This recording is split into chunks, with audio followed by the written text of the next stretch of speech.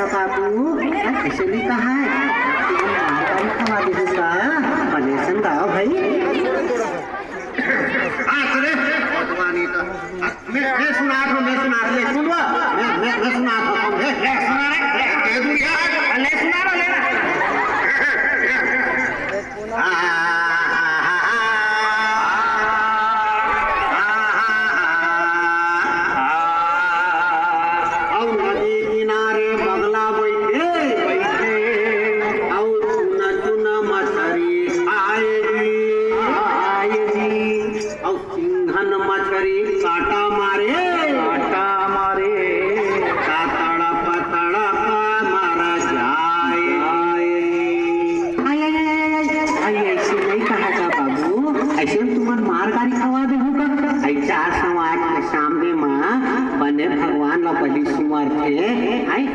बार ना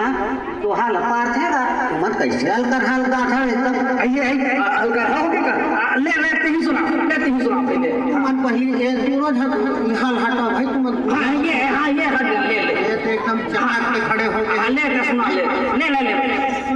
हां ले सुना आई सोना दिया सोनार को। अच्छा सोना दिया सोनार को पायल बना दिया आई सोना दिया सोनार को पायल बना दिया और दिल दिया दिलदार को तो पायल बना दिया। क्या बात है ये दे ये हमारा एक कैसेट वाले सवाल भैया है ये 200 पैसा के इनाम दे है हमें अपन पार्टी तरफ ले तो खैर बहुत बहुत शुक्रिया अदा करती हूँ और एक फरमाइश का रहेगा बहुत प्यार